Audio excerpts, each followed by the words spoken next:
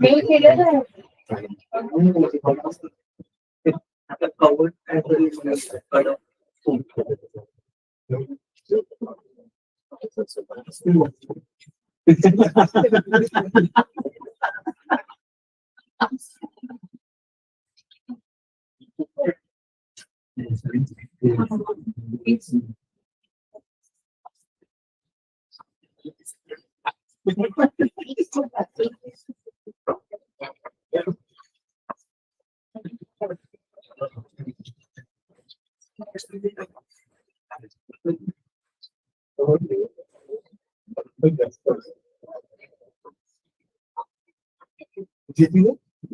Sir असे address करते ना मग ते वेक्टर लावते.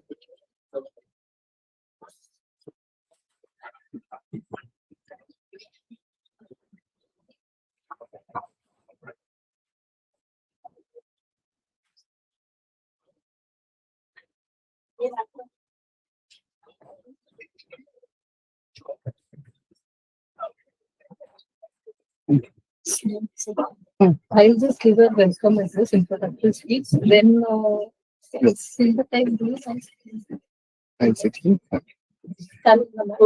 camera.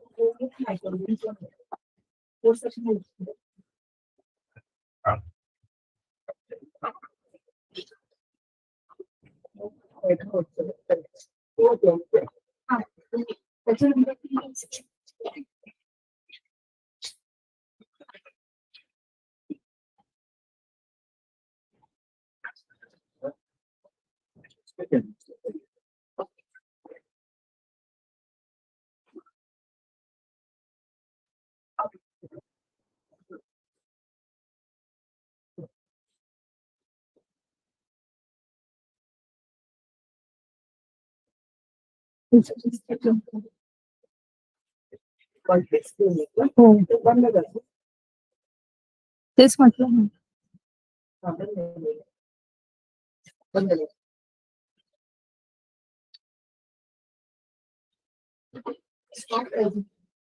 प्रेझेंटिंग मल्टीस्क्रीन आले तर बघा माझा ऍड्रेस झाल्यावरती मग स्क्रीन शेअर करायची. आता नाही करायची.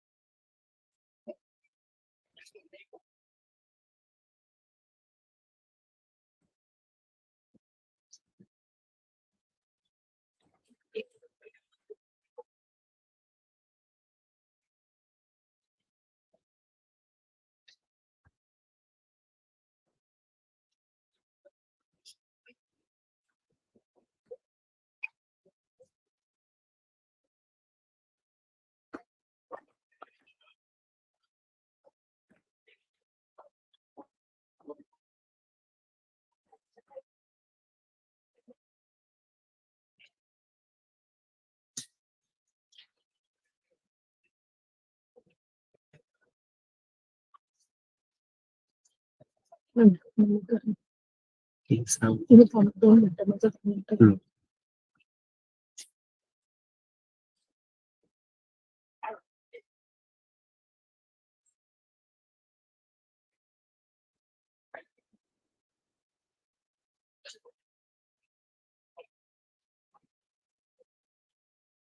Good morning to one and all. Am I audible? Yes, ma'am. Yes. So shall we proceed? Yes, Please. ma'am. Yes, Yes. Thank you so Yes. much. Thank you so much. Good morning to one and all present, online mode and offline mode as well. So welcome to our day 2 of the faculty development program in collaboration with Research Foundation of India. Our today's eminent speaker, Dr. Muthukannan sir. Dr. Muthukannan sir has an overall experience of 30 years in various premier institutions, including VIT University, Savita University, Galgosius University, and Sri Venkateshwara College of Engineering. He is basically electronics and communication engineer with specialization in microwave and optical engine. He did his PhD in computer science and engineering. Sir has also secured masters in business administration in operations management. Sir has also published around 50 research papers in various peer-reviewed journals and 20 research papers in conferences. He has contributed for 3 book chapters and published a book on EM waves and waveguides. Sir has received a grant of 13 lakhs as a co-PI for research project on multi-band fractal antenna for military applications from DRDO. He has successfully guided 5 research scholars to their PhD degrees. Sir has done various roles as administrator for the last 10 years, which includes director, IQAC, associate dean, examinations, member of academic council, and program leader for IET UK accreditations. He has also conducted various faculty workshops and accreditation process, outcome-based education and examination procedures. Currently, Sir is serving as Senior Deputy Controller of Examination at D.Y. Patil University, Navi Mumbai. We welcome you, sir. I humbly request our Director, Madam Dr. Karuna Ma'am, to felicitate Muthukannan sir.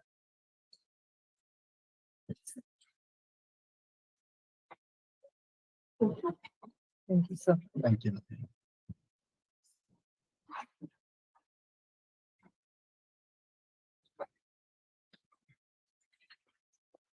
Thank you. Thank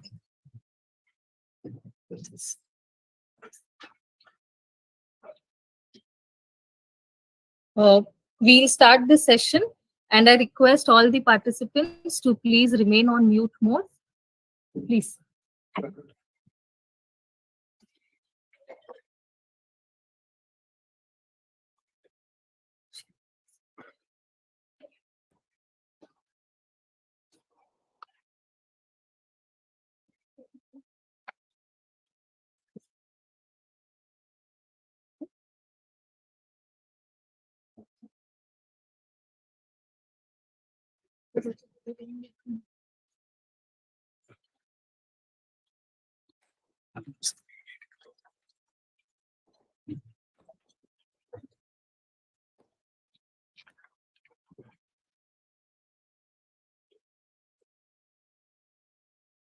Good morning. Good morning to all present here for this wonderful day.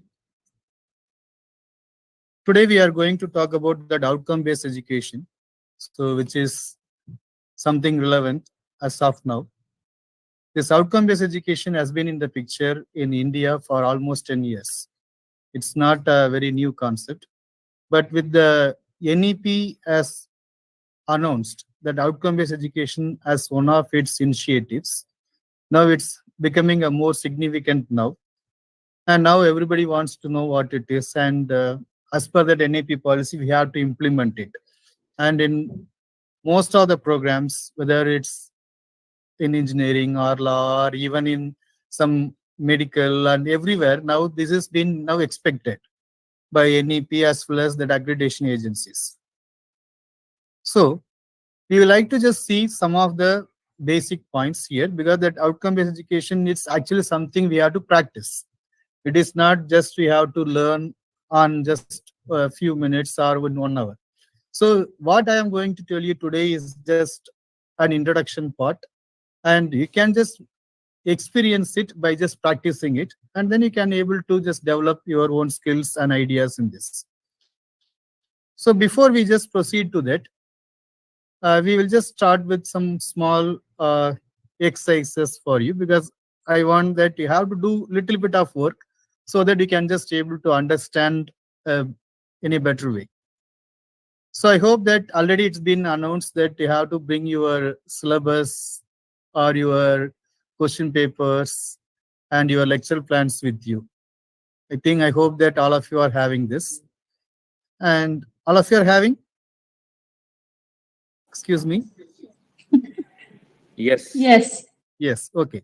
Now, as a faculty member, we may have some point to say that, because most of the faculty members are not involved in the syllabus framing process.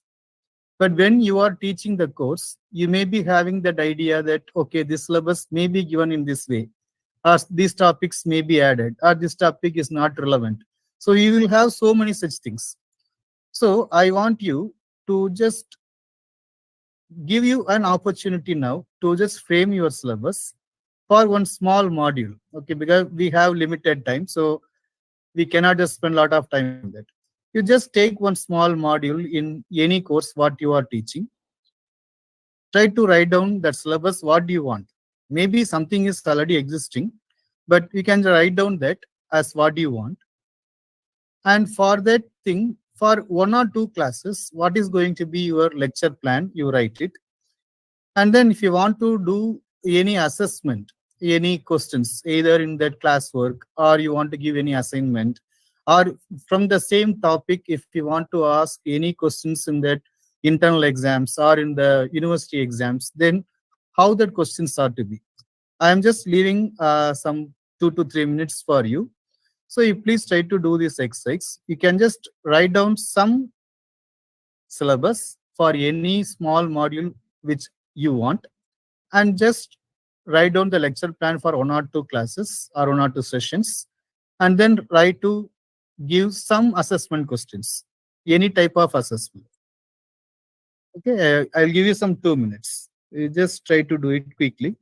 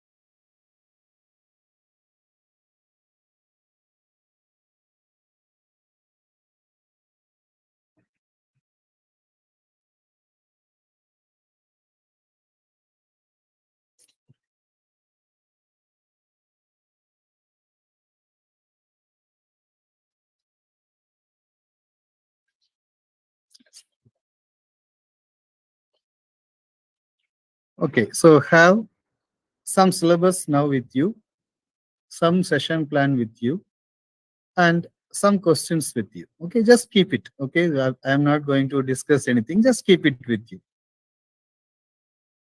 The same exercise, we will repeat it at the end of this session.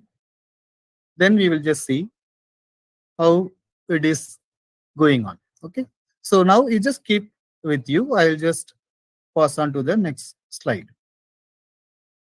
So now, as I have been told that the faculty members from different streams are taking Hello, part sir. in this.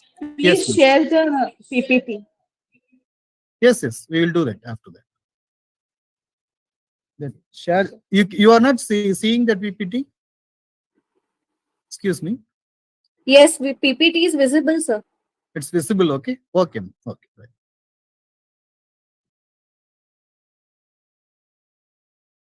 So now, as we are having faculty members from different streams here, I'm just giving you some small examples of basic mathematics.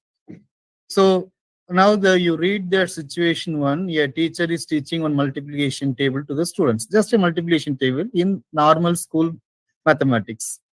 See, they are teaching the seventh table. You can imagine any table. And then after teaching the table, the teacher wants to know with the kids whether what they learned. And the teacher is asking a question, okay, what is 3 multiplied by 7? This is one situation. And the same thing, the first 3 points are same. The same 7 table is being taught. Now the question is to be asked. Now the teacher wants to know how much they learned. Now the question is, a box having 7 chocolates. If a boy is having 3 such boxes, then how many chocolates is with the boy? So this is the question. So now there is a clear difference between the first question and the second question. So the first question says that it is a direct assessment, this simple question. But the second question needs little bit of thinking from the student. So what is there in the box and how many boxes and how to do this? Okay. So here, what we are trying to tell you is, rather than just asking a direct point here, you are just trying to make the same thing apply on certain concepts. So it is just an application of that 7th table. So this is what actually an outcome-based education wants to be. Okay. Now, in this case, how that syllabus should be? That syllabus, you can write multiplication tables hyphen 7th table, because always the syllabus should be very well defined. It should not be open to any discussions, or it should not be open to any issues, or any that faculty should not just feel that, okay, what is going to be the next? They should not feel like that. They should know it starts here, ends here. So that syllabus 2, now we are saying that this is a multiplication table, 7th table, but you are having an application of the 7th table in the calculation of the chocolate boxes. Maybe the chocolate boxes we can replace, or just we can say it's the application of 7th table in the calculation of any applications. So your syllabus should be written like this. And there is one sample of one syllabus I will just show here. So your syllabus will have some course objectives. It has some course outcomes. Okay, what is these things? Probably you may be aware of. But anyhow, I will explain these things later on. And it is been split up into various modules. The unit 1, unit 2, like that. And each and every module is having some particular title. And it's all having some number of hours.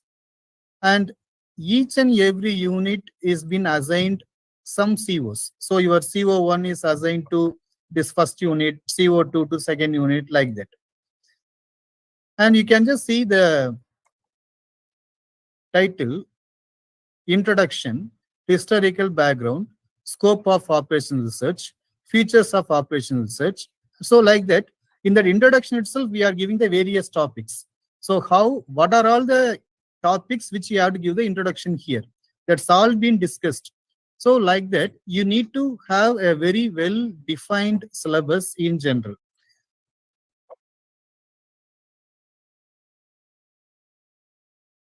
So now the syllabus is okay. Now the lecture plan.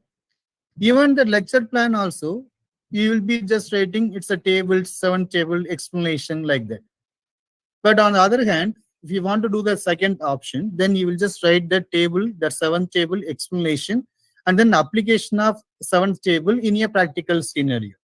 So you are just writing your lecture plan or session plan also in a different way.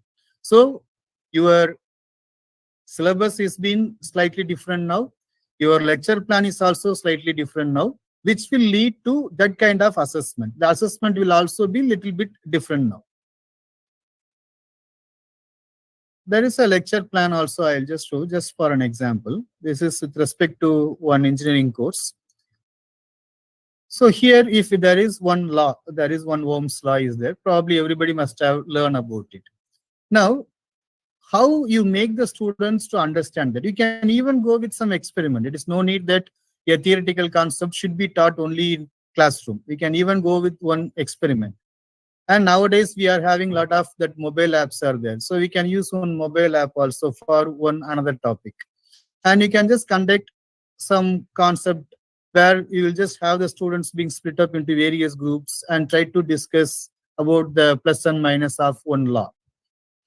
And you can just try to ask that students various questions, one group to one question, another group to another question. So these kind of activities we have to just write, and how these laws are to be just explained, that should be written properly as a activity here.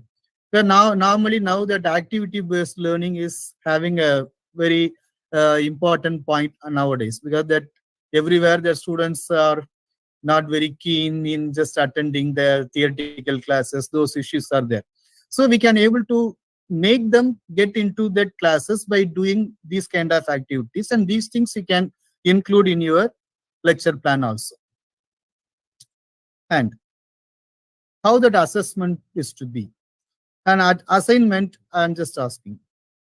There is a question. An administrator used to order 5 cricket balls from the manufacturer. He made this order 7 times in the year. How many balls were ordered in that year? These are also the same multiplication table. So after teaching that topic, after asking that question, what we have used in the first slide, then we can give an assignment with this question. This little bit that student has to think. And there is one term and exam question, because in term and exam you have assumed that you have taught all the basic mathematical operations, that addition, subtraction, division, multiplication, everything. Now, there is one question. A merchant received 10 boxes of apples from the wholesale person. Each box has slots for 7 apples, and all are filled. And then 2 apples from each box are rotten, and he is just removing that, and now he is rearranging, where he is just filling all the box, all the slots in the box. Now, how many boxes of apples are available with him, and how many slots are vacant in his last box? So very simple, right? We have to just apply the normal subtraction, division, those kind of things only. But we look like it is a question where the students has to think and then do. So it's not just straight away from his memory, he is just writing something. So in one word, I used to just tell that if you are making the student to think and write the answers in that examination hall, this reflects that you are doing good with that outcome-based education. And if he is just simply taking the things from his textbook, from his memory, then you have to just practice a little bit more. So these kind of questions are more important. And that's why that examination system is being considered as the tool with which whatever you are practicing, whether you are doing it properly or not, to attain those things, to check those things, all these framing of questions are very important. How it is, that's what we are going to see. And if you want a students community is given to you, and you want the students to just know the things, or you want the students to apply the things what they learn from you. Obviously, everybody will just go for that second option. We want the students should apply the concepts what we learn. It is not that they are just knowing the things and go away. So we want them to just apply what we learn. So the second option is always better. So if you want to go for this, then you need to have some objectives. What is your objective here? You need to have some or bring some behavioral changes in the learner. So it means that when he is joining your program, what is his behavior? And when he is leaving the program, what is his behavior? So if it is a management program, then we can just say that how good that student got that abilities to manage some organization or manage some people. So what are the knowledge we are just providing him in the 2 years of duration so that his behavior has been changed. And that's what we mean by that outcome of the learner. So this is the exact thing which we want to know. And there are some saying by some eminent people. So here, when you are going for a BT application, BT is Bloom's taxonomy, which we will discuss a little bit later on. You have to just write some learning objectives first, and you have to plan the curriculum, and you have to find out what are all the skills or the knowledge level required. And then you have to map that objectives to that assessment techniques. And then you try to find out what's the knowledge the students have been learned, and it will facilitate that questioning. And similarly, that another person has told that a Bloom's taxonomy makes the teaching staff to think or to give the questions properly so that they are just applying a balance in the question paper structure, and then that Bloom's taxonomy is being introduced. Okay, what is this Bloom's taxonomy and why it is to be done, that we will see it later on. And also you can just see one more slide. This is from that AICT exam reforms, that there are some 6 learning levels are there in which they can be assessed through these methods. From the bottom, these first 4, you can assess through the fixed hour exams, either that continuous internal exams or the semester end exams. And the top 2 and that remaining 2, you have to assess through that course projects, mini projects. So only the practical aspects of that. So everybody should understand here one important point. Throughout the discussion, we are just saying that these 4, remembering, understanding, applying, analyzing, these things we will talk so many times in this discussion. They can be assessed through only that fixed hour exams. And definitely that top 2 are not going to come into this. So another few points. When you are making an assessment, then you have to just align or map with the course outcomes.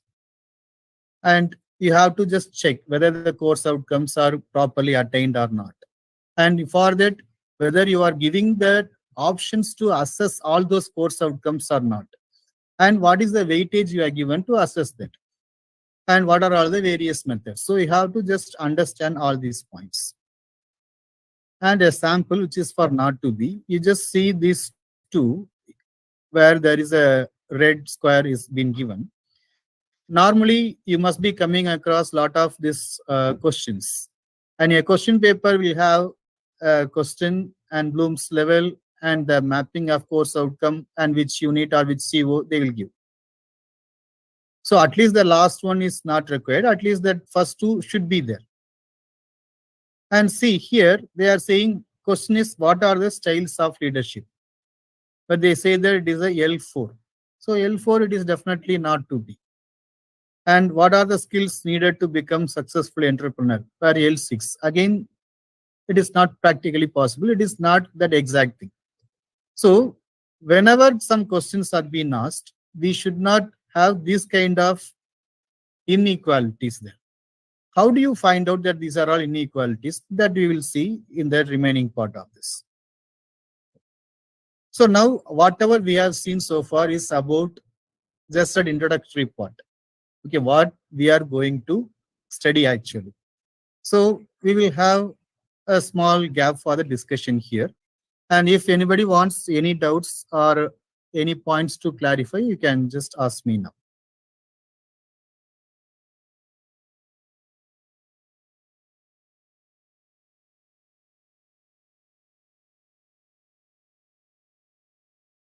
So shall we proceed?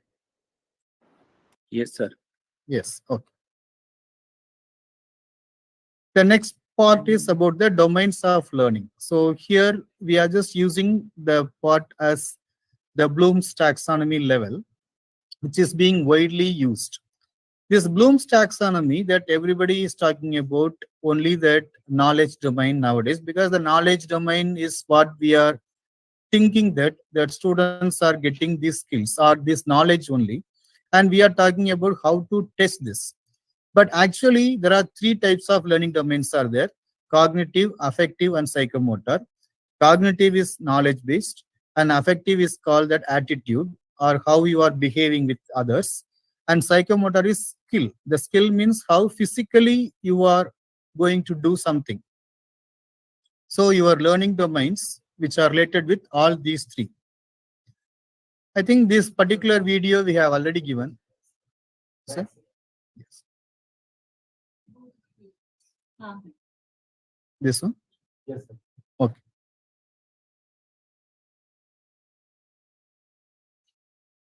So the next slide is about that video which we have already sent. I hope that all of you have seen that video. So it's almost like this is called a flip class actually. I want your opinion on this. What do you understand from this? Any one of you can just share your views on this particular video from the YouTube. It is just explaining you about what are all these 6 levels of the cognitive domain.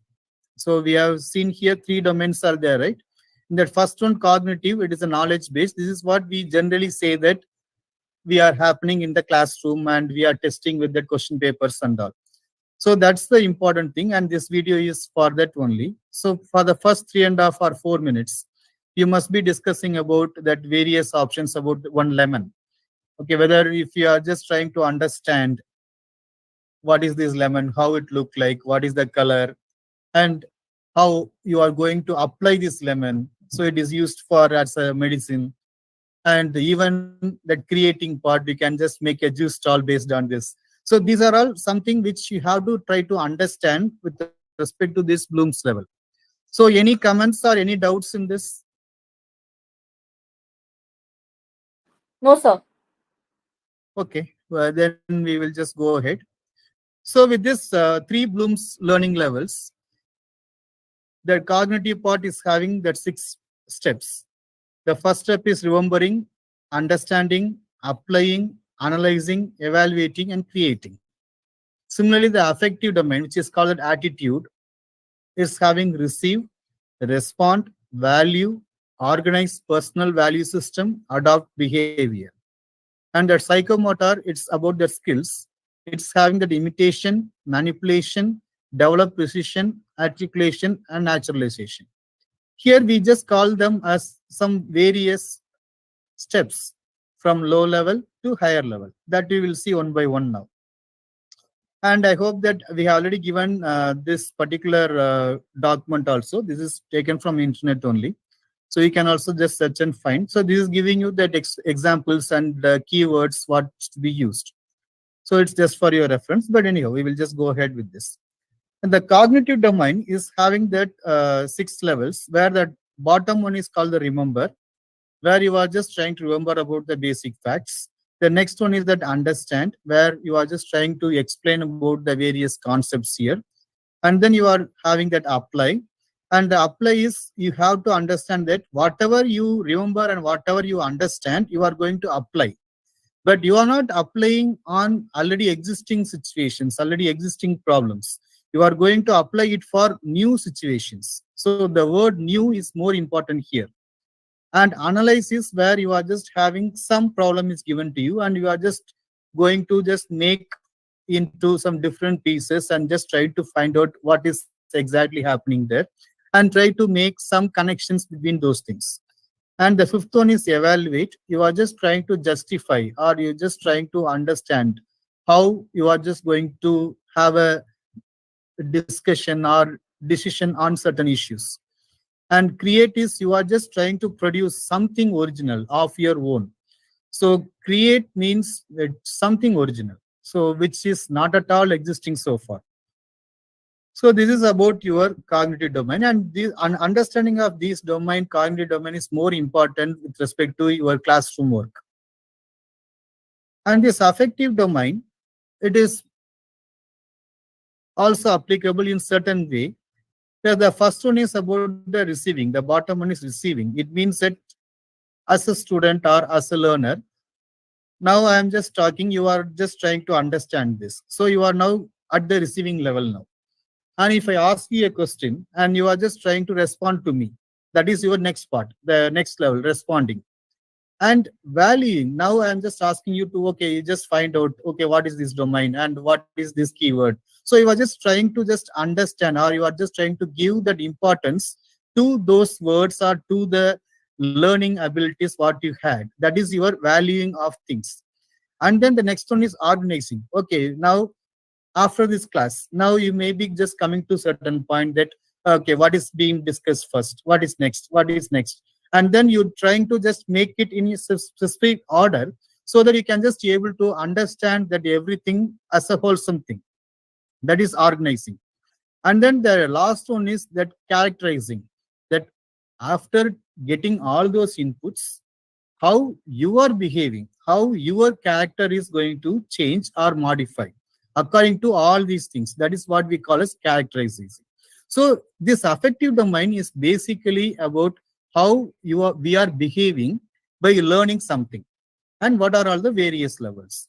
And this is also required because we need to have our students to have this behavioral change also, not only in knowledge, also in behavioral. So this is also required. The next one is psychomotor domain. The psychomotor domain is more applicable to the people or the students or the learners who are doing some physical work. Say, for example, it is more applicable to doctors. Okay, where the doctors have to make some surgery. Then they are working physically, even though whatever the knowledge they are having, whether they are very good communicators, they are behaving very well with their team, but they have to do at the time of surgery, they should do that work by themselves. Okay, nobody else can help them at that time. So they have to do by themselves. So that is what we call the psychomotor domain or skills domain. Here the basic thing is imitation. Okay, first you are giving instruction. One senior doctor is there. Now the junior is there. The senior doctor is telling the junior, you just follow what I am saying or what I am doing. So he is just trying to just follow that. It is that imitation. And manipulation is, okay, I am now seeing you do that. You do it little bit. So now with that supervision, now that new person is started doing it. That is manipulation. And the next one is precision. After started doing, after some days, after some experience, now he can able to do it little bit more accurately. That is precision. Articulation, this is the next level. Now he can able to do everything on his own. There is no need for any supervisor to tell. That is the articulation. And the naturalization, the last one, he can able to do everything automatically on his own. There is no need that somebody should look at him, somebody should tell what to do. So naturally he is having that ability to do. That is naturalization. So this is the highest level. So in that psychomotor domain, you are having this kind of things. And there is also another level of psychomotor is being given by another person called Simpson. So that is also having this perception, set, guided response, mechanism, complex overt response, adaptation, origination. It's also a similar thing, but they have some two levels more, where the perception is just that same thing, what he is just trying to learn. And set is, okay, he can able to do on his own. Guided response, obviously the name suggests that somebody is guiding you. And then the mechanism is now you can just able to do something as a habit. You can able to do on your own little bit. And then complex overt response is that you can able to do by yourself without any hesitation. You can, if somebody tell, okay, you do this, you can able to do it. Adaptation, you can just able to adapt yourself to the different challenging situations. And then origination, that you can able to do something on your own. You can create something on your own. So these are all that various levels of the psychomotor skill here. Now we have just seen. Now you just go back. Just you see this pyramid. There are 6 levels here. Here another 5 levels. Here another 5 levels. Now, I am asking this question. Now you are teaching a course. You have completed all your lecture hours, your practical, clinical hours, whatever it is you have completed. Now, where do you want your students to be? At which level? The Bloom's level now we have seen, right, in all the 3 domains. So in the knowledge domain, in the attitude domain, in the skill domain, in these 3 domains, where do you want your students' knowledge, the level should be? Which level? Say, for example, here, in which level you want your student to be? Which level? Minimum, at least minimum 3. Okay, here, organizing, minimum 4. Okay, here, minimum 4. Okay, right. So now the teachers here are telling that at least first one, minimum 3, the second 2 levels, minimum 4 they need. Good. But according to me, if they are at least at level 3, if you are expecting them, the student should be at least level 3, then you are supporting me. Then you are wholeheartedly telling me that you have to practice this outcome-based education in your class. Okay? Yes. So at the end of this course, the learner will be able to practice the concepts of that outcome-based education if you are having this mindset. First of all, as a teacher, we need to have that mindset that we should practice this. So now I think that you are all agreeing that you need to be at this level. So it is fine. So now you can able to practice this OBE. So this is that second part of my lecture. So now again, I will take a break. Again, you can ask any doubts or any clarifications now. This is entirely about the Bloom's taxonomy and why there is a requirement of OBE. I have not told anything technically. I have just explained you that Bloom's taxonomy, and you only told that you want at least in that level 3 or 4. So then it means that you are going ahead with this OBE. So if any other doubts here. Okay, good. Now the same question, why OBE? You have to enhance the quality of graduates because it's a never-ending process. Okay, whatever it is, even whatever we are doing today, some teachers who are coming after 5 years, after 10 years, they may think we have to increase the quality still further. So it's never-ending process. Then what do you mean by quality here? You need to go for higher levels of cognitive, affective, and psychomotor domains. So you just go to the higher levels. That's what we need. Then what to do? First of all, you have to define your outcomes at appropriate learning levels. So what is the learning level you want your student to be? That you have to first define. Then, okay, defining is not enough. You have to do your teaching learning process. And teaching learning process means you have to draft your syllabus. You have to plan the lecture session plans. And then you have to do the teaching in that level. And then you have to go for assessments in that same level. Then you can have to check your attainment.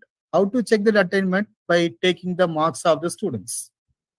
So you are asking the questions in that examinations or in assignments in or quizzes or whatever you are conducting.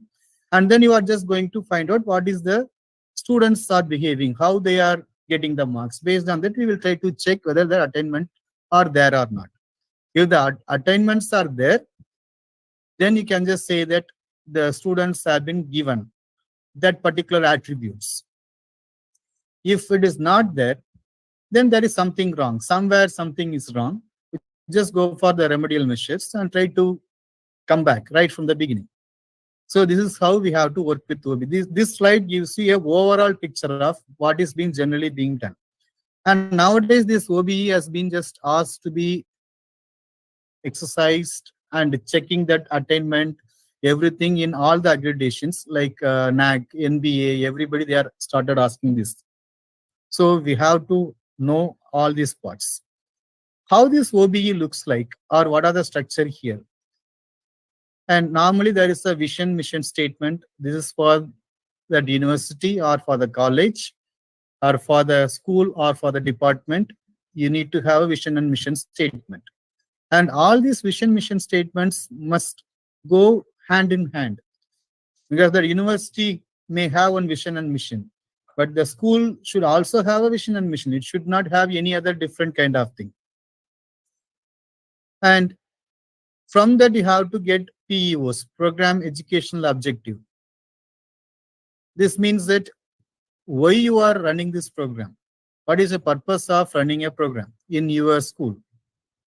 Then if you have that program, then what is the program outcomes? So program outcome means that what the qualities or the attributes you want the students to get by going through this program of 3 years or 4 years, whatever it is. Then if you want to have a program outcome, then how the program is to be taught by way of various courses. So program means you are having a curriculum structure. So the curriculum is having various courses. So then what are all the course outcomes? So by going through each and every course, what are the attributes the student are getting? And from these course outcomes, you will check the program outcomes. From the program outcomes, you will just try to see whether the vision and mission of the entire university is being achieved or not. This is the entire package. And how this can be checked by using this assessment. In between this planning and assessment, you have the course planning, syllabus, teaching methods, and then various other activities and assessment tools. So many things are there. And this vision, mission, POs, you can also get the help of all the stakeholders. That is how your NBA or NAC ask. Okay, you have to get some inputs from the stakeholders, and from that only you can able to draft all these things. So in one pyramid, we will just have at the top, it is the institution vision and mission. That institution vision and mission, something which you want to achieve after 20 years or long years. 20 is just a number. You assume that after long years, what you want to achieve. And department or school vision and mission will also go along with this. And to achieve this vision and mission, you are having the program educational objectives. So this is something what you have to understand. The students are trying to possess these capabilities after some 4 to 5 years of graduation, or in general, we can say after few years. And program outcomes upon graduation, what they want to know. Course outcomes upon the completion of the courses, what they want to have. So a vision will be a futuristic statement, and the statement of a vision should have what is the business and what's the purpose and what's the value. So business means what we are doing, purpose means why we are doing, and the value means whom we do it for. So one example is to provide a valuable human resources for industry and society through excellence in technical education and research. So here, that term valuable will just related with that value, and the purpose is for the human resources for industry and society. That's what we want to do. And the business, what the business we are doing a technical education and research here. So like that, we need to have a vision statement. And the next one is mission. Mission is something how you are going to achieve your vision. How do we do it? So for example, if the vision is create high quality engineering professional, just one mission is like that. Then the mission, how you will do this? You are going to provide one very good program, and we are going to combine some practical experiences in the curriculum, and we are going to have some personal development in the curriculum. So these are all the various methods or plans with which we can able to do this. Some example, to do research through collaborative project, to promote future leaders, like that we can have. And that school vision and mission should go along with the institution, whether it is university or college. Now again, 1 minute for you. You just try to write your vision and mission for your school, whatever you feel. Okay. So all these things you are going to do, and at the end of the program, you will just try to see how you are doing. Just 1 minute, just try to write your vision and mission. Maybe you may be from different institutes. You may already have vision and mission of your university or college. Whether if you know it or not, no problem. If you know, you try to align with that. If you don't know, just write. Just write whatever you feel as the vision and mission statement.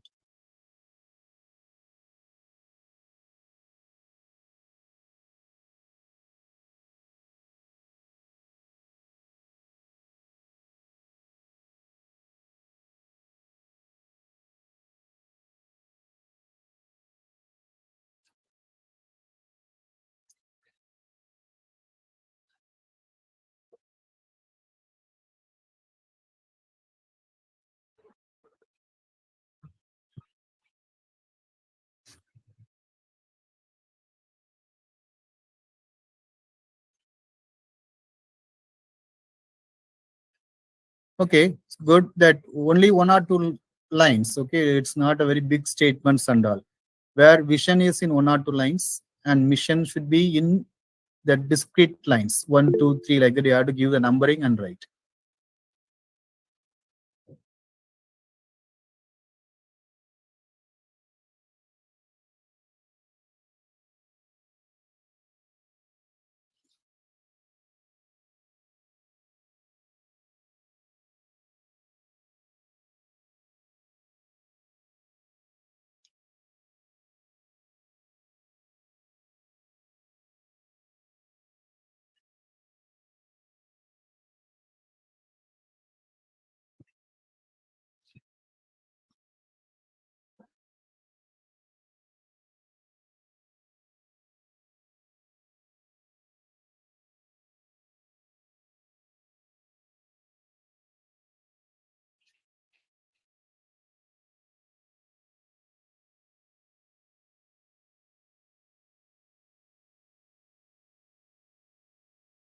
Okay, good. So if you have written, you just keep it with you.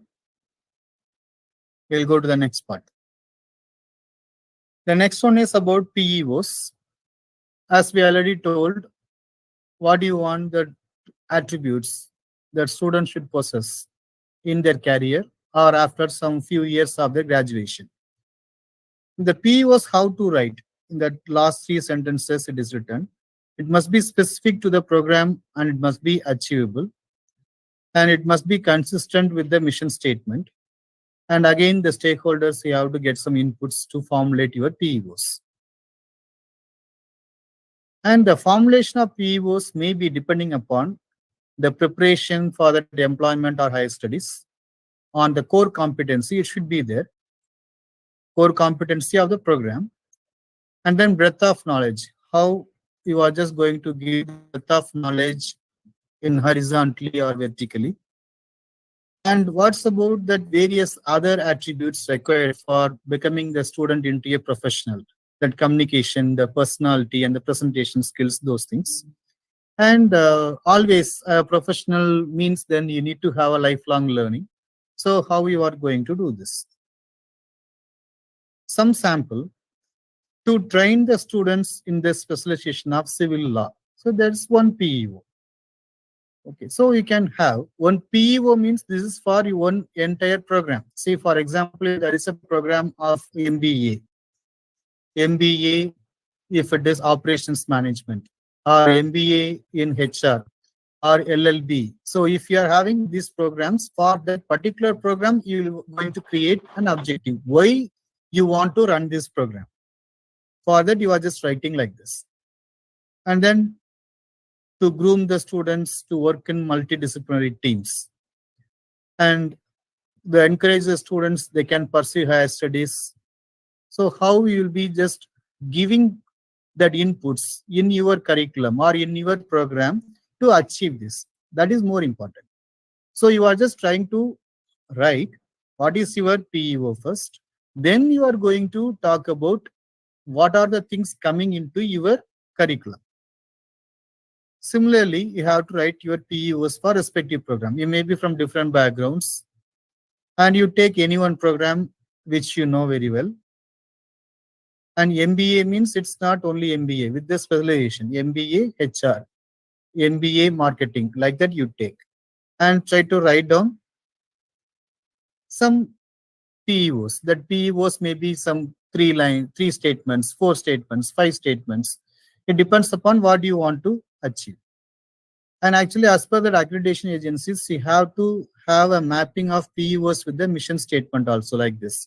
In NBA and Act, they are just already they are giving this. Anyhow, so you can just able to write some PEO statement now. So PEOs, again, I am saying what you want that student to get after few years of this program. So that's what you have to write. So you are offering one program means after completing this program and after few years, what are the attributes that students you want to get?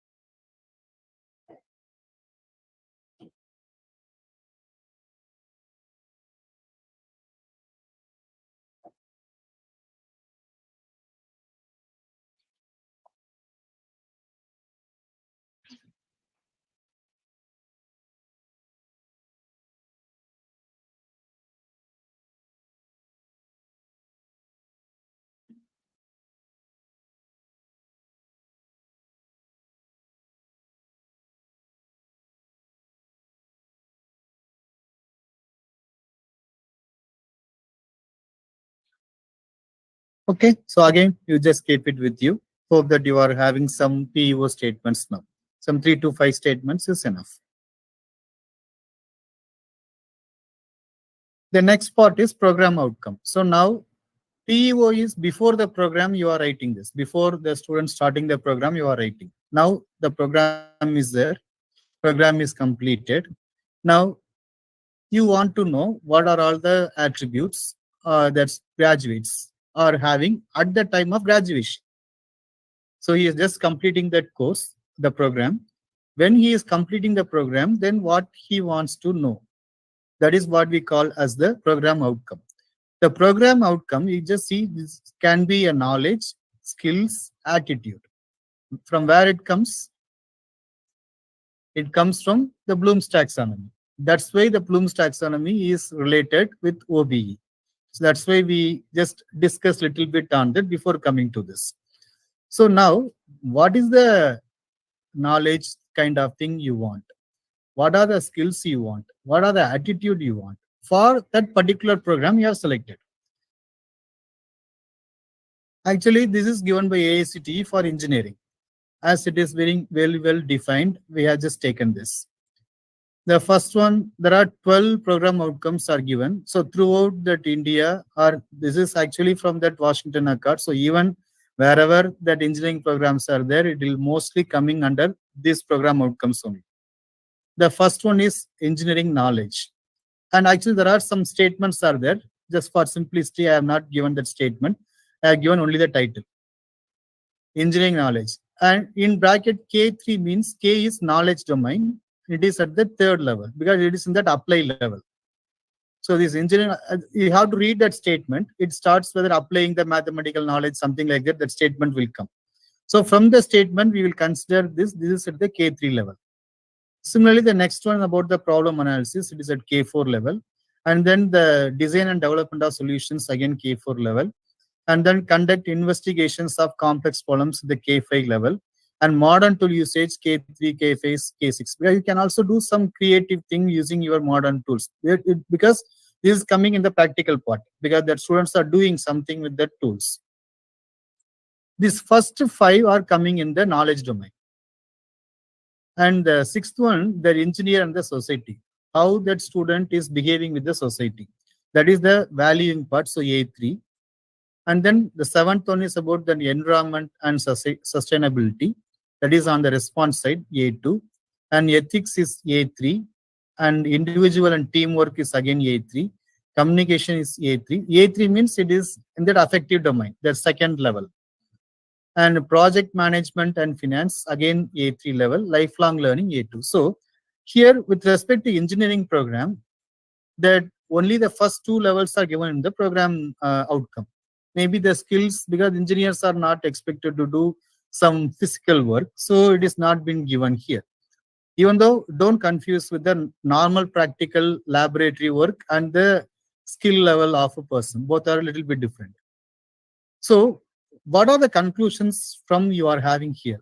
Can you just tell me this? What are the inferences you are getting from these 12 points? The first point I already told you. There is one knowledge domain as well as affective domain is there. There is no psychomotor domain. But in certain programs, psychomotor is also required. For us, I already told you an example. If it is a medical, dental, physiotherapy, these kind of thing, you need to have that third domain also. So, but here in engineering, it is not given. And the next important point which we need to understand is, all are having at least level 3 and only at 7 and 12 are at level 2. So it means that at least you need to have level 3 in most of the cases. And particularly with respect to the knowledge base, the first 5 points all are above K3, K4, K5 only. So now with respect to this program outcomes, we are telling that at the end of the program, student should be minimum level 3 with respect to knowledge domain. Do you understand this? This is the basic point here, which you have to understand. So we are expecting all the engineering students across India, they should be at least at level 3 of the knowledge domain when they are completing their program. Similarly, we have to write a program outcome for that various programs. See, your LLB, you can write. MBA, they can write. BSc program, they can write. But with respect to specialization, because with specialization, it will change. Your priorities will change. Your attributes of the students will change. So you can just understand there are 2 domains here. Third domain also required for certain programs. And then here you need to have the knowledge domain at least 3 and the affective domain at least in 2. So you are going to fix this program outcome. So you are going to just fix the level at which your student is going to be at the end of this program in various domains. So always we need to keep it at least level 3. That we have already decided. Even you want it to be at level 4. That also you can do. No problem. If you want, you can also write the program outcome in that way where at least level 4 is there. Just one sample PO. So because you need to know the statements, right? So the PO1, apply the knowledge of management theories and practices to solve business problems. So here it is applying the knowledge. So it's at the K3 level, third level. And analyze critically on database decision making. These are all some samples only. Don't take as it is. Just to make you understand that I am writing some statements here. Analyze critically on database decision making. So it's on K4. And again, analyze A3. And lead themselves. It is an A3. And PO5, develop is A3. So again, you are having some knowledge domain and some affective domain skills are being given here. Similarly, for medical program also, this is given by NMC. Their medical counselors given in this way. They need to be a clinician, they need to be a leader, communicator, lifelong learner, and professional like that. And now the next one is a slightly different one from PO. It's like one ancillary topic, program specific outcomes. The difference between PO and PSO is, because in engineering, that POs are common. I told you, right? POs are common across that India. Then they are just introducing one PSO where how your university's program is unique. So you are just adding some 2-3 statements, how you are giving a unique curriculum or unique program to the students. So these 2-3 students should be specific to the program which is being offered by that particular university. And the other university may offer some slightly different thing. So how you are so unique in your program, that's what you are going to write here. So your next activity is, this statement is similar to PSO, so I'm not giving any examples here. So now we have been asked to write some program outcomes, some program specific outcomes for any one program of your school. You just select that same program, what you have already written PEO. You select that same program, just write some lines, some 3-4 statements like this. You just try to write some 3-4 statements, something similar to that, where you want to be, whether it may be a knowledge domain, it may be affective domain, or it may be psychomotor domain also. Okay, I'll give you some 2 minutes. You just write some statements. Or you can also see these slides, and under various topics, you can be able to write this.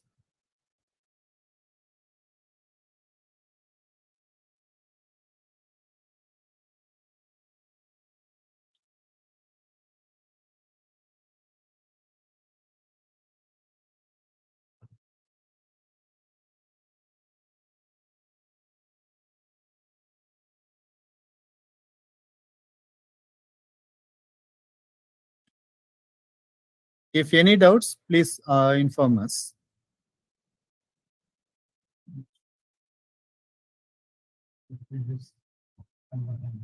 Yes.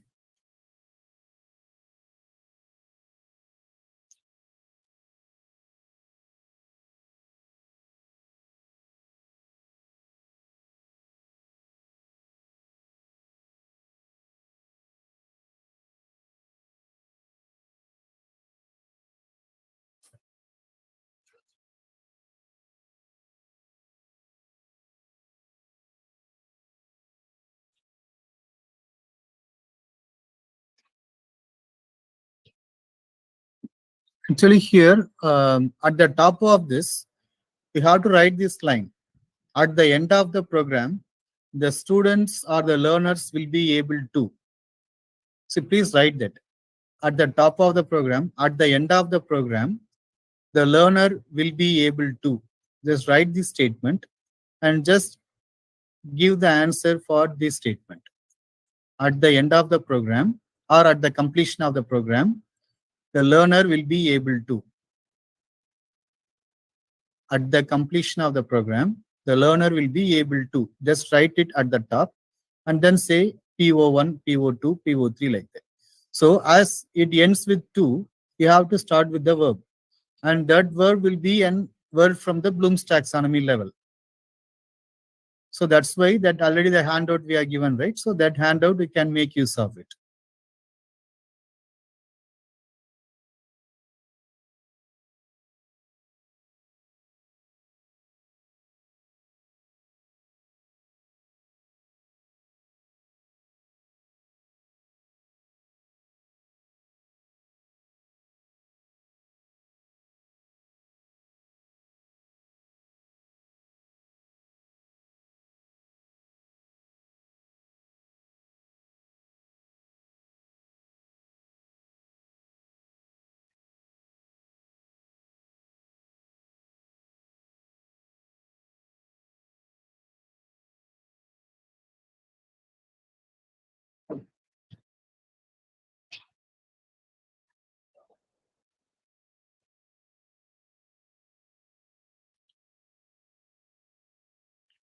For the time considered, no need to write 5 and all, just write 2 or 3, that is enough. Just for sample only, just we want to make you understand how to write this.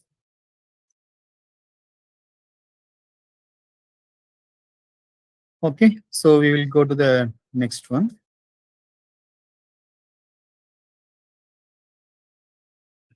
Okay, now we are written the program outcome. It means that at the end of the program, what you want your students to be.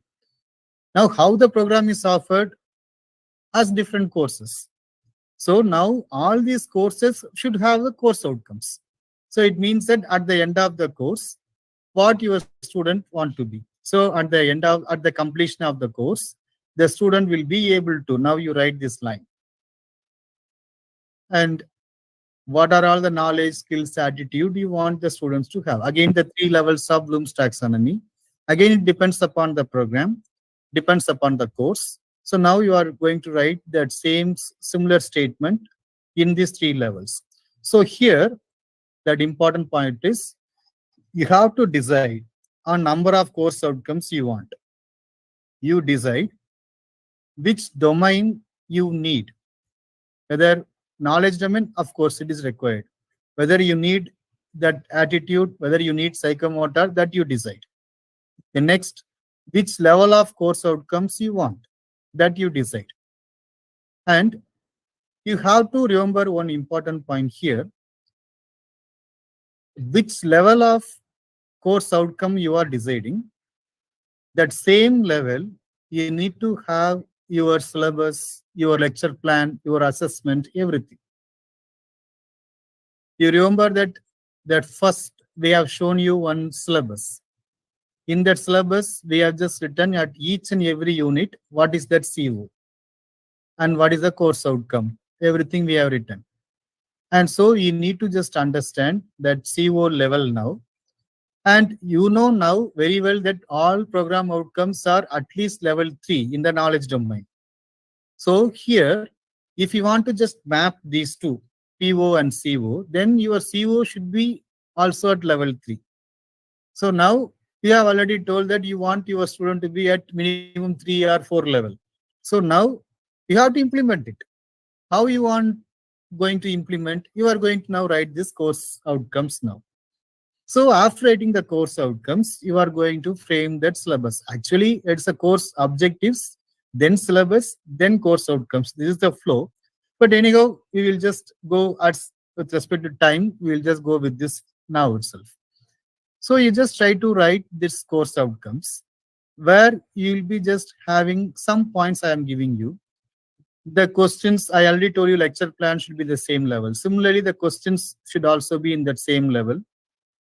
And if you have any practical or clinical assessments, those kind of things, you have to give it in the psychomotor level because you need to have some skill is required here. And there is some indirect assessments also you have to do. And this course outcomes should be mapped with the program outcomes. So even if we will just say that there is a mapping correlation. If your program outcome is at level 3, then your course outcome should also be at level 3. It means that both should be in that applying that concepts, that level. Then only they are highly correlated. If the program outcome is at level 3 and your course outcome is at level 2, then they are weakly correlated. If it is 1 and 3, they are not at all correlated like this.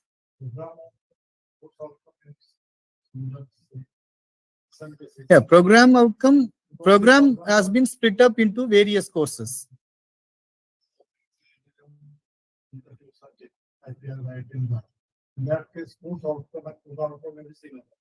It's not the same statements. The program outcome is for the entire program you are writing.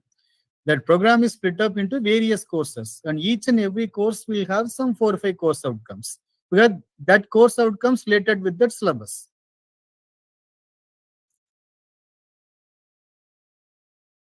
Okay, some course outcomes, you are saying some examples. Identify, analyze, and solve management problems useful to society. Actually, here you are using 3 keywords: identify, analyze, solve. So which level this particular course outcome is becoming very vague. So please don't use these kind of so many keywords there. Just try to go with one keyword in general. And the next is optimal generator scheduling for thermal power plants by a software. Here there is no verb here. So it is difficult to find out which level it is. So don't just do this. And to continue the study of Indian history. Okay, what it is going to do? How you are just going to, again, that same level problem. So which level it is, that is not clearly given. So the learning activity and that assessment, everything you cannot able to define here. So now CO for business law, just again one sample. On completion of this course. So that's what I already told you, one statement. At the completion of this course, the learner will be able to understand business law to individuals and businesses. So understand, it is in K2. Identify the fundamental legal principles, K4. Examine how business can be held liable, at K4. Again, understand, K2. Solve problem in coherent, concise legal argument, K3. So it is just how you are going to write this, and it means at which level you are going to teach this particular course and which level you are going to ask your maximum of the questions. Again, I am saying there is no need that all the course outcomes should be at level 3 or above, because there are some introductory topics may be there. Those topics you will be just try to teach in a very simple method, in a remember or understand level. Okay, so that's why your first CO it's written, understand the business law to individuals and business. So here just you are introducing this business law, then it is fine. You can just able to have your CO in the level 2, no problem there. But most of your COs must be at level 3 and above. Then only you can able to get a very high correlation, which will help you to get your attainment. Okay, so that attainment is entirely a different thing. But anyhow, we will discuss at the end of this program. So here the important point is you need to have some course outcomes, and the course outcomes, most of them will be in that level 3 and above if it is a knowledge domain. And you can have few course outcomes in the lower level also. So we will call this lower level, Bloom's level as 1 and 2 levels, that remember and understand level. Apply and analyze level, we will call it as the higher level. And the create and justify, normally it will come only for the practical or projects kind of thing. Generally, it won't come in the normal theoretical courses. Similarly, one CO for forensic medicine, okay, that we will just skip. Now you have to write some course outcomes for your course. In your program now, you select one course, which course you like. So you already have one program selected, you have written the program outcome for that. Now in which you select one course. Now you just try to write this course outcome, something similar to this.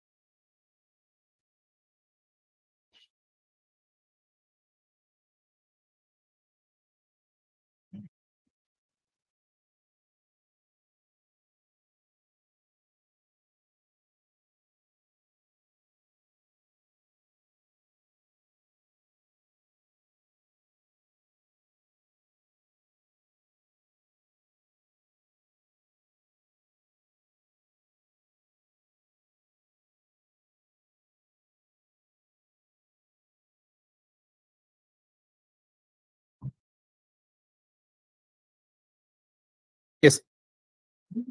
Solve problem in coherent and concise legal argument. Would it be K3 or would it go to K5? K5 is justify, Evaluate. evaluate or justify. Yeah, it depends. It depends upon your entire statement. I have given only some sample statement. So if you have that doubt, then you have to clarify in your statement. You have to just even explain a little bit more in your statement. And even if you want, you can keep. But it depends upon how you are going to frame your syllabus here afterwards.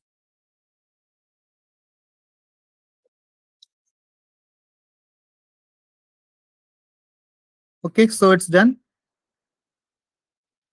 Right, we will go to the next part. So now this is the same thing what we have already shown. Now this part entirely we have discussed. This is how you are just going to do the basic framing first. Right from that vision mission up to that course now we have come. Now after that, the course attainment part. But this course attainment part, actually, don't worry, I'm not going to discuss a lot in detail. It requires a lot of mathematics, Excel sheets and all. So that part I am not going now. Because it requires another 1 hour, 1.5 minutes. Actually, this OBE, if you want to explain it properly, then we will just make you to write, we will discuss it, we will tell you that why this is correct, why this is wrong, and how we have to improve. And it will be just done almost like at least a 1 day program. Then only we can just go through this first part only. And that attainment part will be another 1 day program. So as with the 1.5 hours, I will try to give you as much as possible. Now, course attainment. I'll just give you only some examples here. But before that, this part is there. This we already explained. This is what I explained at the beginning of the program without telling you anything. Without telling you anything, I explained to you about how you were with a basic tables example. I told you, right, how you have to go with your syllabus, how the lecture plan, how the questions. So this part I already explained. So I am just assuming that now you can understand this part. I will go to this part now. So now that important thing, because as an examination in charge, I'm more concerned about this part. And this is why always that OBE is having more say in this particular attainment part. Now there are a few examples. First, assume that there is a CO saying that understand the first law of thermodynamics. It's from physics, so I think everybody can understand this point. Understand the first law of thermodynamics. What is the level of this CO1? Bloom's level? Understand very clearly says, yes, it's A2 or A1, whatever it is. Now, for this statement, I have framed some syllabus. I have conducted the classes. Everything in the same level. It must be in the same level. And I am going to have the assessment now. In that assessment, I am asking these two questions. State first law of thermodynamics. Explain first law of thermodynamics. Again, both are in that same first level only. First level, or explain maybe in second level. So now the assessment level of both the questions Q1 and Q2 are matches with CO1. But both are in that first two levels. So both are at lower levels. I'm concluding. Okay, it is fine. But if you want to compare it with the program outcome, whether it will match, whether will it give you a highly correlated outcome.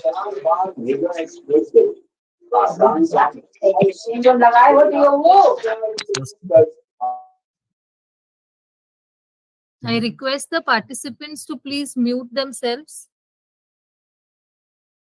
Okay. So now if you want to just correlate this CO with your PO, whether it will match. It won't match. It won't give you a highly correlation here. Always we try to go for highly correlation mathematically. That will logically make your student to highly equipped with respect to that level 3 when he getting graduated or when he is completing that course. So a collection of courses will give you a program. So that we will just see it. So this example gives you question and CO mapping properly, but not with PO. Now, there is another question. The same thing, but just added one more question. Judge whether the following system obey first law of thermodynamics. Some system is given, assume some system is given there. Now this is going to be in their fifth level. And whether you can ask a question for a CO1 at that first level, no, we should not ask this question. So if this type of question is asked, then it is not at all going to match. Because you are already having CO1 in the normal first lower level. You must have that syllabus and the topics, everything taught in the same level.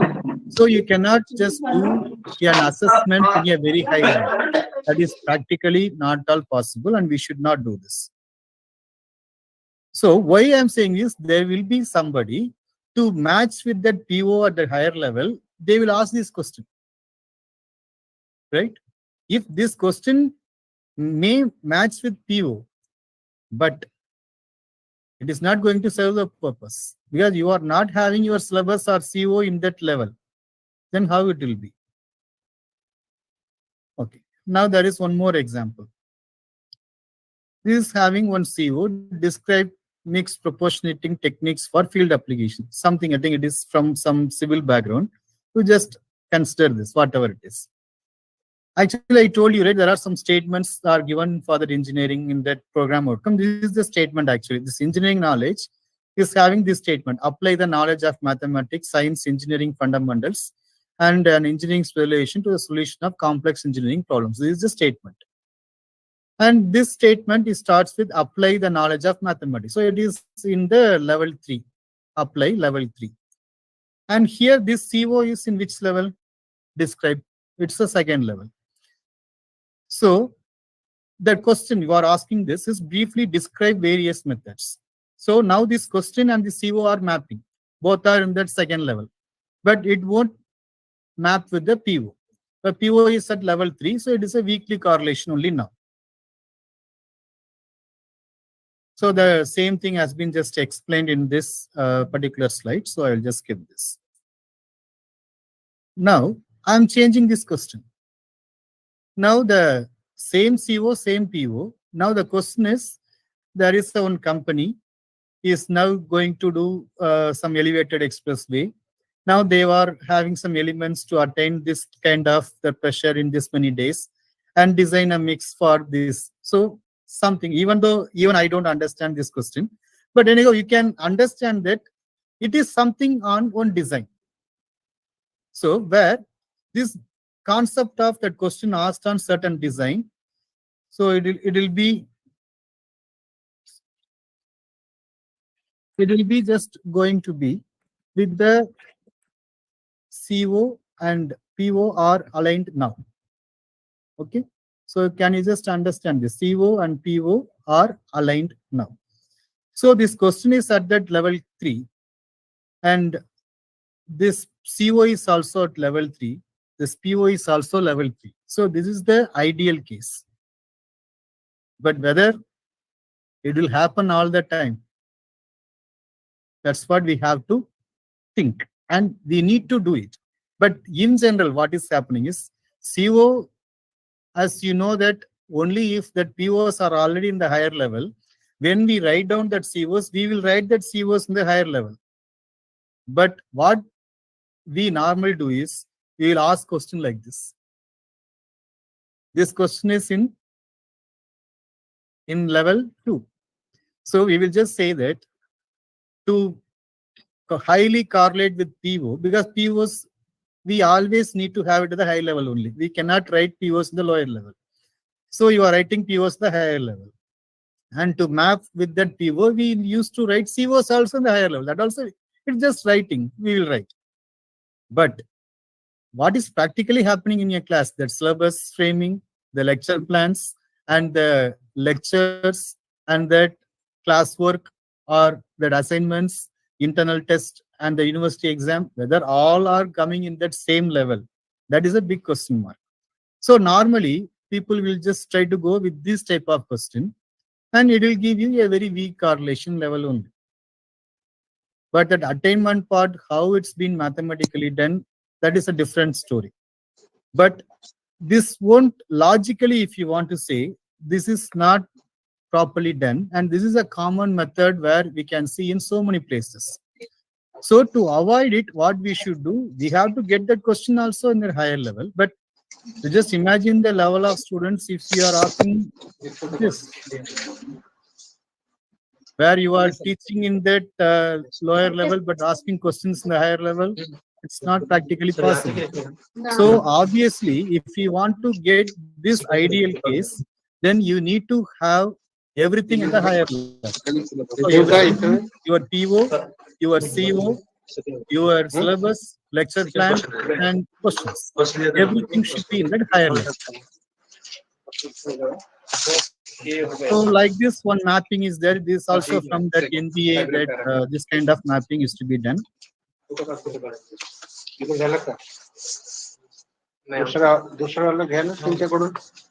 Participants, please mute yourself.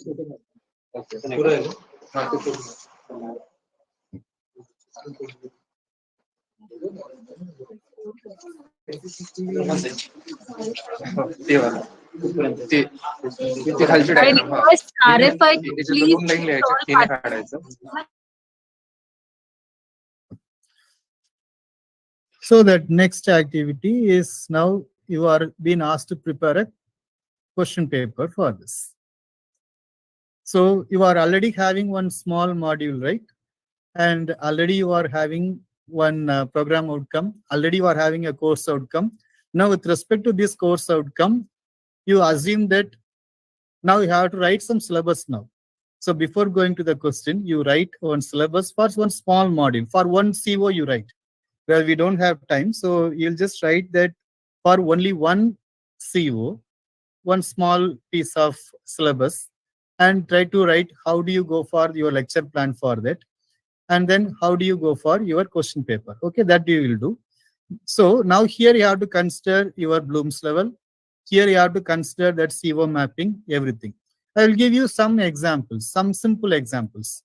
Say if there is a question on defined premium pricing, that is defined. So K1. What are the complementary transactions? K1. Compare product and brand. K2. Here, so many people will get confused because the differentiate will come in the justify. So they will say like that. But I'll tell you, you remember that there is one line I told you when we were discussing about the knowledge level. It must be applied in new situations. So if you are already having the comparison of product and brand in your textbook, it is not going to give you a higher level. It will be in the lower level only. So you have to make your student to think in that exam hall. Then only you are teaching or you are evaluating in that higher level. So explain K2, differentiate, again I am giving K2. So then one design suitable distribution channels for the company, that is K4. And then justify K5. Very rarely you will get that K5. So normally it will be up to K4 only. And the case studies, if you want to give, that can be either K4 or K5. Projects where you are creating something new. Again, you have to do some new thing, then it will come on K6. And problems, if not exactly from the books, it is not just changing the number. It means that you are devising one own problem where the students are again solving on their own. And similarly, derivations. If you want the students to do it something on their own, then only they are coming in K3, K4. Otherwise, they will also go to K2. And the programs, again, that same method. If it is a standard programs, like find the smallest number, then that is K2.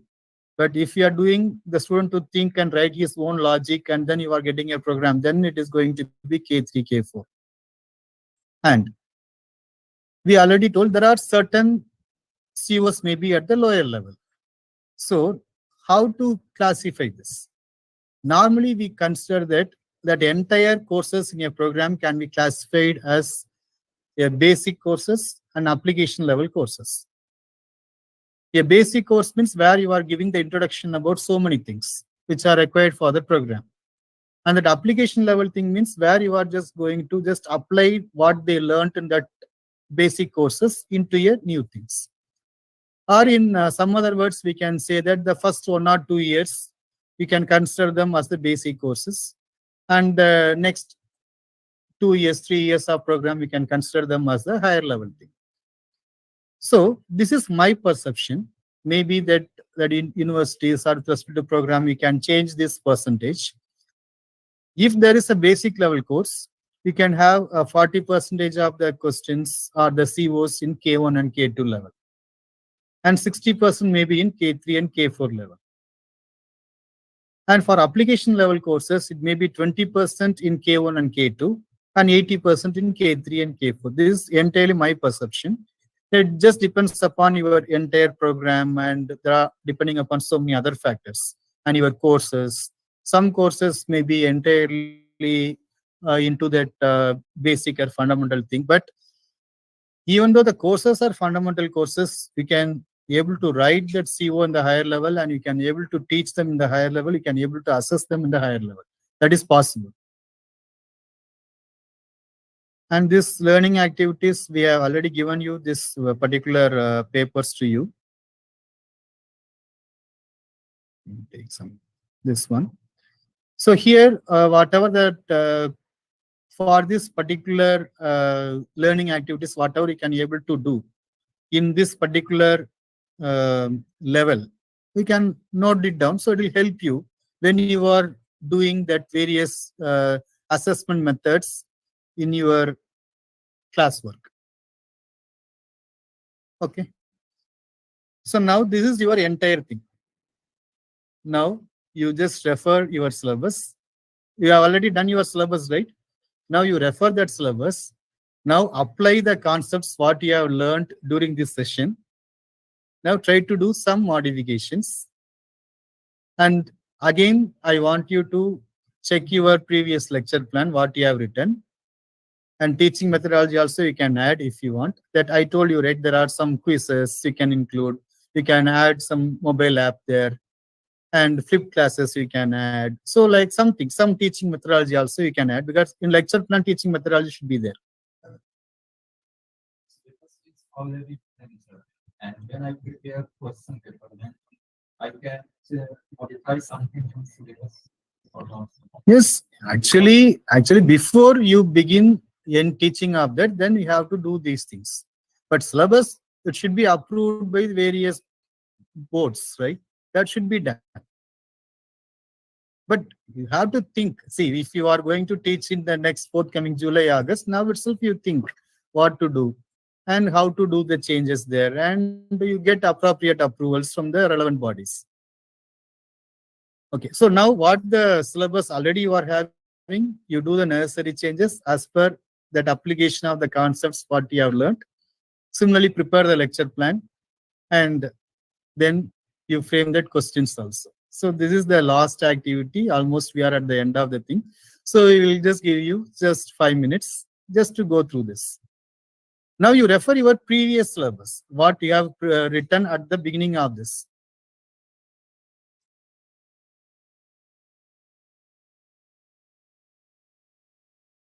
Now you think about these levels. Think about the program outcome. Think about the course outcome, which level it is, and which level the syllabus was written already. You think about all those things. So rewrite your syllabus first, rewrite your lecture plan, and then try to have some questions now.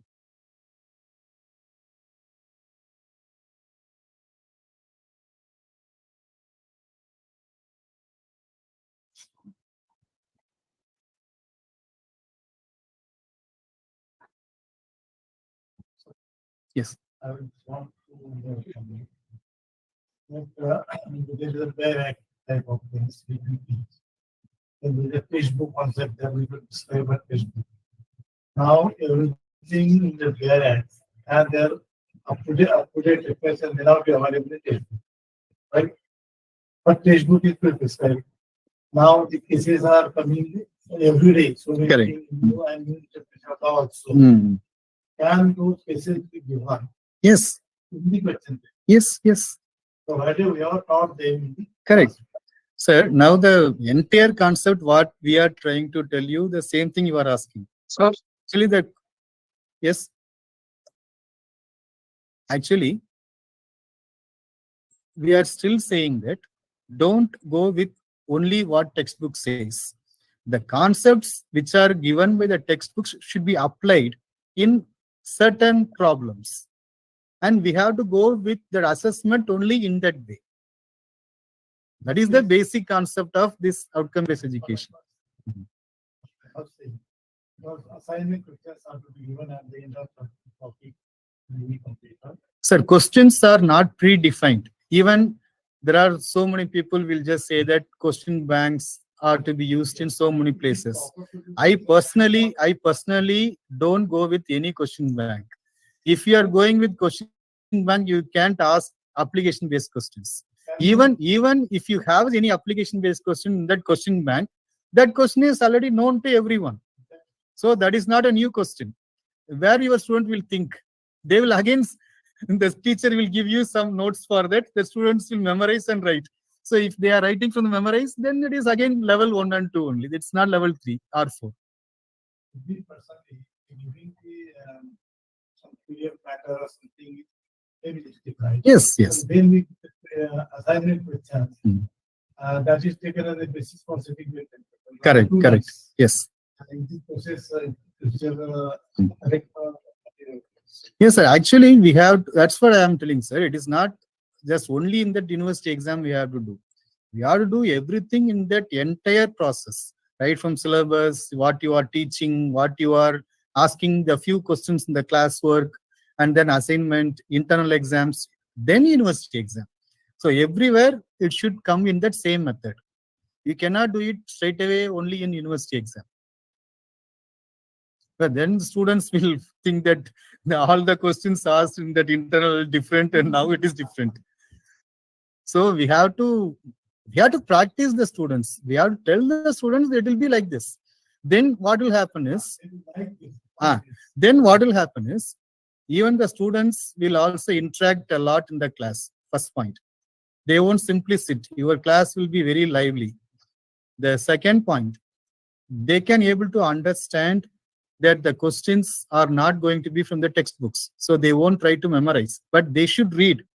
Without reading the concepts, without studying the concept, they cannot go for these kind of questions. And the third point, as they know there is no predefined questions, they will try to study everything. There is no point in just giving any choices. I personally believe that choices should not be there in any question paper. But it cannot be applied in that university because that everybody wants some pass percentage, those kind of things are there. But I feel that we should not have any choices. Then only the students will study that entire syllabus. When we are giving some option for the students, then they will come with like this only.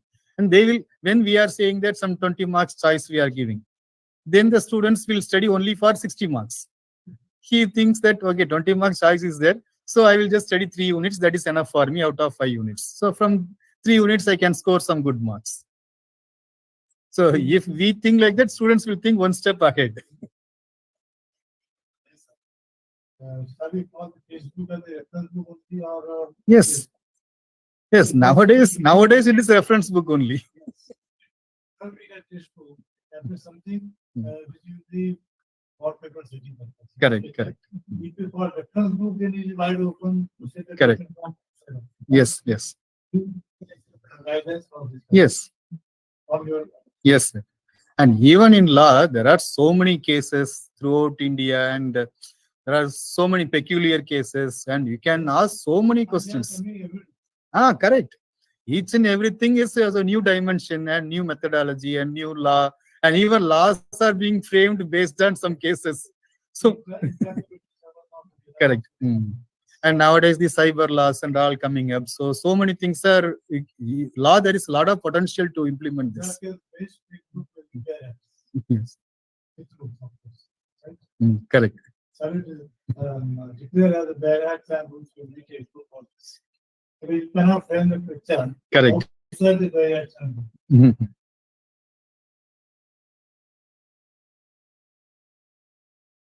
Okay, it's been done. Okay, so at this end of the course now, I think that the learner will be able to practice the concepts of OBE. I hope that already I have given you as the objective. Now this is its outcome of this program or this particular course. Now you just compare with whatever that syllabus, whatever the questions you already had, you written at the beginning of this. Yes? How we prepare the attainment? Sir, that attainment part is actually another big thing, sir. Now in this 1.5 hours, I can tell you only that first part. But that is actually going with some lot of tables and Excel sheets are there. And if you want, I will just tell you the point. What to do is that you need to have a direct and indirect assessment, some proportion. Normally, it will be taken as 80 and 20. And direct assessment is about the direct questionnaire based, that whatever the questions we are asking with the internal test in the university exam, And again, there will be a ratio of internal and university exam we have to take. And then indirect attainment through some surveys or any other method we will take. And then we will just try to take all the marks of all the students to be entered it, and we will just take it some average out of that, and in this proportion it will be done. So that takes some more time to explain. That is another big concept. Sir, So any any other reference, doubts? sir, any reference material for Bloom's taxonomy? Yeah, it's there, sir. Even if you go to net, so many things are there. You can just take it from anywhere. It's very much available, sir. Bloom's taxonomy is there in practice for so many years. Even in internet, you can just even in some of the slides also I have taken from internet. Even that handout what we are given is also taken from internet only. So that also you can very well use. A lot of reliable methods are there. You can go through that. Sir, you are absolutely right. We have studied a lot, but in the time of practical implementation, Yes. sometimes it may be Mm. some loose points will be there. Yes, sir. That's correct. That's what we are just discussing that here. That it's not only from that faculty point of view, that your school and your university, everybody should be ready for this. And so then it can able to do. Then it will definitely give you some better experience for the faculty as well as the students. Hello, good afternoon, sir. Good afternoon. Sir, am I audible? Yes, yes. Okay, sir, I'm sorry to interrupt at the end of the session. Just have a small, simple question. Yes, sir. Sir, related to this outcome-based education and in the academic world, where the technological advancements have gone exponentially and the inflow of AI. Sir, Correct. what is your opinion related to this practical implementation of OBE when we talk about inflow of AI and all these academic platforms? Because through this utilization of technology and let's name, like for example, chat GPT or all those things, how far do you think in the near future and the down the line 10-15 years this outcome based education will be in parallel with these AI platforms? Because that becomes a big challenging part. Sir, actually, I cannot just predict what will happen to that AI after 10 years and all. But this outcome-based education is need of the hour as of now, because that all the accreditation agencies are just asking for this first point. The second point is that it is, if we are practicing it right now, then definitely it will just going to give you a better experience for both the students as well as the faculty. That's the second point. And with the technological advancements are always there. Even we don't know in another 5 years what will happen and how the new technology will come. But they are all going on parallelly. So we will be just able to just understand what we can do it in that classroom teaching. That's basic teaching tools we are now following in that same method. So here we want to have some changes in that definitions of your syllabus and your teaching methodologies and your assessing method, so that the students will have that idea of implementing the concepts directly there, rather than just studying what is given in the textbook and writing it in that exam. So this will make any student to face the practical situations, practical complex problems when he is going out and working in the field. It will really help him, because I think that rather than what that AI tells, I think our human brain tells the correct thing. Even just 2 days before in a newspaper also, we have just read that AI is giving some wrong results, because it is actually going ahead with respect to that various websites or what are the data available in that internet. If you are just going to post some wrong data continuously, then it will also take that. So actually there is some news I have read just 2-3 days before in a newspaper. So, So, sir, if I summarize your sayings and your opinions, you mean to say that human interference is inevitable even though AI interference is there? That is what you mean. always, Right, sir. I just yes, wanted to know that, because that's where always we. it should be, sir. And if that technology is overpowering humans, that is not good for humans. No, very correct, sir. Very correct. But the keeping in view the generation of today's date and millennials, whatever we talk about, so we cannot ignore even the technology, but still Yes, we sir, need we to cannot know the ignore. yes. But Yes, the sir. interference of humans is inevitable. That we have to Yes, accept that. yes. Thank you, sir, for information. Thank you so Thank much. you.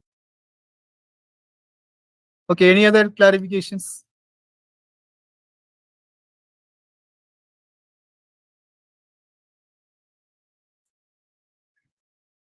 Okay, thank you all. Thank you all very much. And I wish that everyone should practice this in your universities and try to have a better experience for you as well as for the students. Thank you all.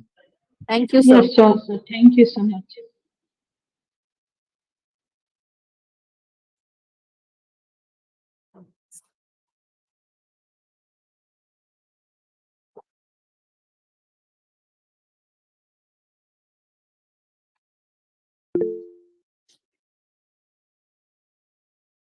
Thank you to all the participants for joining us. We will meet again tomorrow for the next session. Thank you so much. Thank you, Muthukannan sir, for taking valuable time and joining us for today's session. Thank you all. I shall end the meeting.